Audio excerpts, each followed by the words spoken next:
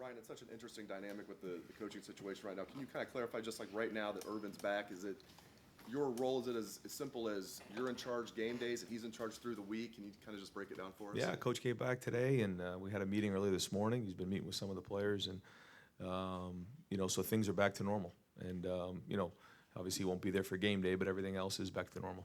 You touched on the up-tempo offense after the game, that it might be a little too fast at times. But if it keeps the defense, if they're extremely uncomfortable, and you guys are maybe a little bit uncomfortable, is that kind of a good trade-off? Does that make any sense? It was really hot. I mean, it really was humid, even in warm-ups and leading up to the game. So it took a toll on both sides. So then it kind of got a little sloppy there for a little while. But we did play some depth in there, and I think that was to our advantage in the game, is that we have, almost 10 deep at receiver. We're 3 deep at tight end, and we actually rolled the offensive line at a couple points there in the first half. So that was to our advantage. Front row right there, Bill.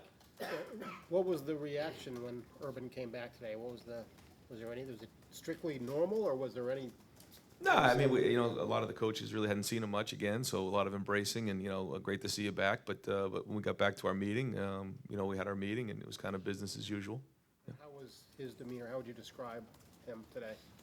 Coach is coach, and talked to the staff about moving forward, going to the game. We kind of debriefed on Saturday's game, and so now we're kind of working in game planning today. Far left, Lori. Coach, I've heard more than once that the biggest jump you'll ever see a player make is between their first game and their second. I wonder if you think the same is true of head coaches, and if so, where your biggest area of growth might be as a game day coach from week 1 to week 2. Yeah, I mean, everything was for the first time on Saturday, and so there were a few things there that just made some notes on. A couple things, going from offense to special teams to defense, like even at the end of the half, being aware of the situation, making sure I was right there in case we needed timeouts, or communicating with Greg and the guys on special teams. So I mean, anytime you do something for a second time, it becomes easier and just more efficient. How this week do you make sure that this isn't the equivalent of Urban writing the first 14 chapters of a book and then leaving you to write the big finish? How do you? Well, I said it last week that so much of coaching is done during the week. So, today the game planning, the decisions that are made up to the game is really where most of the coaching is done. And then once we get on the field, the game plan's in, and now it's just a matter of calling the plays and kind of going from there. So yeah, I mean, it's kind of coach's back, and we're going with coach. And then once we get to the game, the decisions are almost made before we get there. So. Front row left, Bill. Ryan, I asked you a little bit about the tempo after the game, and I know it changes throughout depending on game situation and score, but coming into this season, was there any desire to want to play faster, at least at the beginning of the game, and is there anything about that suits Dwayne better? Yeah, we talked about playing with tempo. We played with tempo last year as well. I think that our guys are suited for that. What Mick has done with those guys in the summer, getting them in shape, especially the guys up front, they run well, they're athletic, really good. So that was kind of our thought process going into the season, was that we wanted to play with some tempo. And also, for a young quarterback at times, you get a feel for, does it stress him out, or does he feel more comfortable in that environment? And we found that it does make him feel a little bit more comfortable. All of our quarterbacks, they like playing fast, and so in the no-huddle offense, I think they feel comfortable playing at that speed. And then with you on the sideline and Kevin in the box and Urban not there to be part of the collaboration, just how did you feel the play calling went, and how did that maybe impact the speed at which you were able to play? I thought it was pretty efficient. I mean, it seemed like we were moving at a good clip. We were snapping the ball pretty fast. I think guys were getting up and getting set.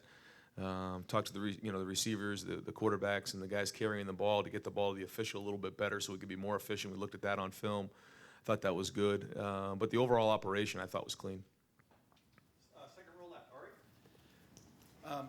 Ryan, when it comes to Jordan Fuller, do you have an update on just how his hamstring's doing? And when you guys looked at the tape of some of the defensive breakdowns in the secondary,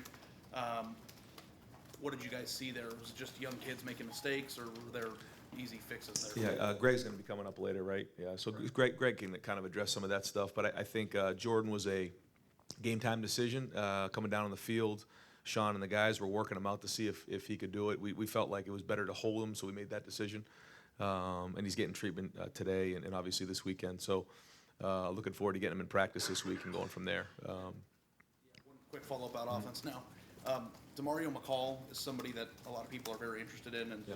now I know that he was supposed to be a return man, and he didn't really see the field much. What's his status in terms of, is it just too many people return, it's going to be hard for him to get on the field, or what's just your general viewpoint of DeMario McCall's role in this team? Yeah, I mean he's part of a group that's pretty deep right now. So he's working his way up. He had a nice return in the game. I think it was 26 yards. Really did a nice job there. Ball was high, nice and tight. So ball security. So anytime you put that on film, it's just going to give us more and more confidence to put him back out there.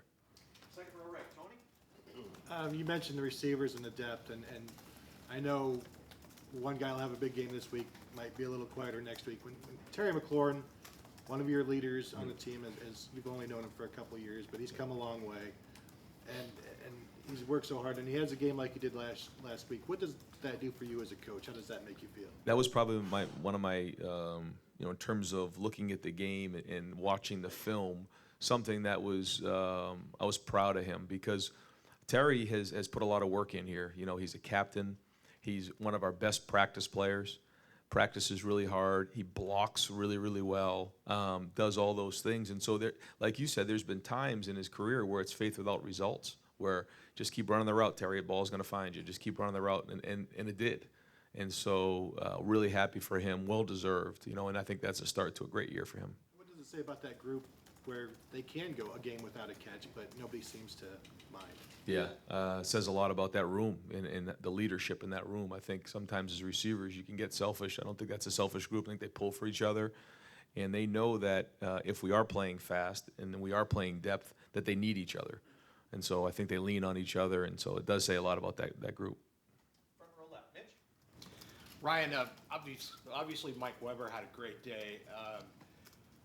Were you happy looking back on it, the way that those guys, Weber and JK, were rotating, and is that what we're likely to see this week? It is. Yeah, kind of like we talked about going in. I keep saying it's a two-headed monster. You got two guys going there that are really, really talented. And I, sometimes it is the way that the play was blocked. Where we got Mike to the safety a couple times, but Mike, made those plays count. He made those safeties miss on several occasions, and so he was running downhill. But JK played well as well, and so we'll continue with that kind of rotation. And they need each other. Like we said, same thing when you are playing. I think we had 91 plays to film. I don't know how many of those with penalties, but it was high. You need to play depth. And then you saw Brian and Master get in there and also, run the ball when they had a chance as well. So good group as well. Fourth row left, Dan? Right. Obviously, a little bit of a unique situation you've taken over the weekend. When exactly do you get the reins back for Saturday or Friday night or whenever? And are you doing anything different to try to make sure that transition goes smoothly? No, we're gonna kind of just pick it up from where it was when Coach was here. Coach. Yeah, he'll be with the team on Friday. He can't be with them on Saturday. But other than that, we'll keep the routine, which is what we did last week. We did everything we would do normally, and now it's just great to have Coach back so we can keep this thing rolling. Did he beat everybody to the office this morning, and how eager was he to do it again? I don't know. Yeah, I know he was excited to get back here. Third row left, Dan? Ryan, now that you have a game as a head coach under your belt, do you feel like as you go into these meetings with Coach Meyer, with the rest of the coaches on staff, that you can take a little more influence, or that maybe you have a little bit different input than you had before? No, I mean I think it's been a group effort the whole time, and I've referred to these guys and everybody on this staff, like I've said a million times, how unbelievable this coaching staff is, and it's been a group effort all along. So, I don't think I've done anything more than what's required in this situation. So now we have Coach back, kind of keep that going. It's a group effort as we move forward. I also think that when you look at our staff, the way that our staff is built, on offense, it's Kevin and I working together, and then we have Greg, Tony, Brian, and the whole offensive staff. It is a collaborative effort, and we take a lot of pride in that. Everybody has a certain area that they work on. So somebody might have third down, somebody might have short yardage, somebody has the run game, first and second down, and so everybody adds that into the game plan, and that's what you see on Saturday. Did Coach Meyer give you an assessment on your performance this morning? I think the comment he made was, "You only had to punt once, huh?" And I said, "Yeah." So that's a pretty good day. I said, "Yeah." So. Front row right, Austin? Ryan, one of the first things that Dwayne said when he came out on Saturday was talking about the interception, not the good stuff that happened. I imagine as a coach, that's kind of what you'd rather hear, that they're looking at the mistakes, not what they did well. And when you guys look at that play in particular, or maybe some others for Saturday, where do you see room for him to grow? Well, I think what happens is as you step up, into the conference and some of the games get a little tighter, the decisions that you make become more and more consequential. And so he needs to understand that. We all do. It wasn't just the throw either. There was a little bit of breakdown up front. He got forced to throw the ball a little bit sooner than he should have. And so that's how you can lose a game. And so we have to understand that, as a whole offense, one play can ruin your whole afternoon. And we have to be aware of that so that as the games get closer and closer, we're on top of that and we're, making good decisions to manage the game. One thing I do want to say about that interception, though, that was really remarkable was the effort on that play to tackle the ball carrier. It was a crazy play, and the ball squirted out. And two guys in particular, if you go back and watch the film, that ended up getting him down was Benjamin Victor and then Isaiah Prince. And to see 59 running the length of the field to make that tackle was really amazing. Wasn't a fun play to watch. It was a mess, but the effort on that play to get him down was remarkable. When it comes to getting Tate involved, was that, when he came in that first time, was that always part of the plan? Or can you take me through just how you approach maybe not disrupting the offense, getting Tate involved, how that plan will go moving forward? I think it'll change as we go into each week, and what we see with the defense. We want to kind of get him in the game. How it plays out, can't really predict how that's going to work, but we definitely want to get him in the game and let him go play. Front row left, Doug? Ryan, just to clarify, did you move your stuff out of Urban's office last night or this morning? I think you know the answer to that. Dwayne, it seems like Dwayne throws in rhythm. It's middle of the field, those intermediate throws. Just how comfortable is he making those throws, and how good is he at sort of just evaluating, this is where this should go, my guy's there, let's do it? Yeah, the ball comes out of his hand quick, as you can see, and he does. He's a rhythm passer.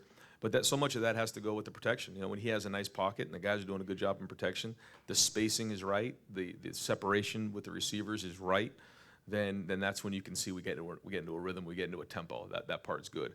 If there's a breakdown anywhere along the line, that's where you can disrupt a passing game. So we spent a lot of time talking about that in our offensive line, and Coach Stud does a great job in protection. We have to block some really good guys on defense every day, so that helps us in these situations. But it is a collaborative effort. He does get the ball out quickly though, and he's accurate when he throws it. Why didn't he throw the ball 50 yards down the field more? Why? Why didn't he just throw 50-yard deep balls every play? He's got a big arm. Why aren't you guys just calling shots after shot after shot after shot? Well, first off, if based on what the defense is giving you, so if that corner's playing really, really soft and they're giving you stuff underneath because maybe they're respecting our speed, then you have to take the stuff that's underneath. Secondly, when you're playing fast, if you run a guy all the way down the field and possibly miss the throw, it takes a long time for him to get all the way back. So that all that stuff goes into consideration. But you have to take what the defense is giving you. You can't force things down the field. And that's, some young guys want to do that. They want to take their shots. They get hungry. They want to take a shot down the field. Well, if there's a safety sitting in the middle of the field at 25 yards, you can't throw a post. And so that's all part of maturing. Over to the right, Ben? Coach, Coach Meyer give you any advice on what he thinks you could do better this Saturday? And separately, completely non sequitur, any reaction to Joe Burrow's first game and some of the outpouring support he got from some of his former teammates? Really happy for Joe. Texted Joe and his parents just to let him know how much I was happy for him to see him out there playing, and really happy for he and his family. And it was great to see him get a win. I did see him, I don't know what happened, but in the scuffle before the game and kind of the mix, which didn't surprise me. He's a competitive guy, and so it was funny seeing him out there. And to your other question, no, there really wasn't much conversation about that with Coach. Front row middle, Tim?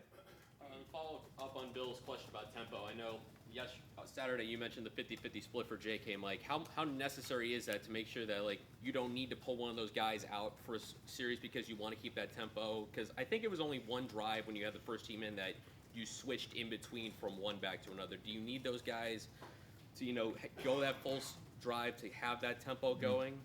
It's a good question. We actually talked about that in meetings. You know, sometimes when you go with a series that there's 4 plays, they're just rolling. You know, we had a couple of those drives. But then if it gets into the, 6, 7, 8, 9 play range, it also depends on what he's involved in. You know, if he just had a run for 10, then he kind of turns around and runs the ball over here for another 10, and then now you get to play 4 and 5, and he starts to show fatigue, then that might be a time to get him out. And so we're communicating all that on the headset, talking about when we can take a guy in and take a guy out. Because the other part is when you sub, then the referees will slow you down. When you don't sub, then we can go as fast as they put the ball down, and the referee gets out of the way. But if we sub, then they'll slow the game down. So all those decisions come into play during the game. Second start for a quarterback's always interesting because now there's a full amount of game film on him. As a coach and someone who obviously works specifically with quarterbacks, how do you manage that sort of chess match, knowing that now defenses have a little bit more knowledge of Dwayne, and how do you have to mask tendencies and just continue to evolve to make sure they're not keying on anything you guys were doing on Saturday? I think you talk about it. I think that you try to figure out early on what they're doing. Like we were saying going into the game last week, we had to figure out in the first quarter what they were doing. And then also on third down, they'll have something cooked up on third down. So just making the quarterback aware that there may be something new. And if there is, and maybe, we weren't prepared for it, and it's something that's catching us off guard, the first time you see it, it can't ruin the game. You check the ball down, maybe we have to punt. We get on the sideline, we make the in-game adjustment and get it fixed. Second row left, Tim. Chris Olave is a guy who is maybe a little bit under the radar in recruiting, but he's clearly made an impression on the staff and some of his teammates. So how has he been able to do that, and what kind of role can he have this year? Yeah, Chris, I was fortunate enough to recruit Chris. I was out recruiting a quarterback out in California, and they said, we have this great receiver here who didn't play his junior year, and so we watched him play his senior year and really just tore it up the first few games, and we fell in love with him. Comes from a really good family, sport athlete, and we knew right when he got here that he was special. He's got really good speed, great hand-eye coordination, and so his work ethic to go along with that has been excellent. And I think he's got great guys in a room to follow. I mean, when you're sitting right next to Paris Campbell and Johnny Dixon and Terry McLaurin every day watching the way they go about their business, then it gives you a great role model moving forward. So proud of where he is, and I think he's, you'll see him at some point have an impact on the season. Front row right, Tim. Yeah, Ryan, just as you look back on Saturday, what is the biggest thing you learned as a head coach in game? What is that thing that just sticks with you right now that you didn't know 48 hours ago? I don't know if there's one thing. I think that, again, like I was saying before, being aware of everything that's going on. So, like, for instance, if we're trying to make an adjustment on offense and maybe the defense needs a timeout, the coach has to call the timeout. So being available to have communication with special teams, being available to have communication with the defense.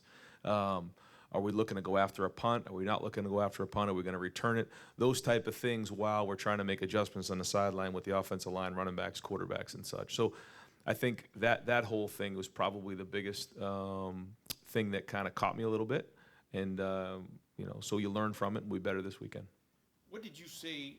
Did you see anything that told you Oregon State was respecting the passing game more than maybe other defenses previously, or in different ways? Meaning with Dwayne back there, with a better gun for want of another term than JT had. I mean, No. Did you see anything that was like? I know what you're asking. Yeah, you're saying that, was it softer coverage or the box less loaded? No, didn't see that. Now we did come out early and throw the ball a little bit, so I think that may have affected it. But then you got to still deal with Mike and you got to deal with J.K. So it was soft.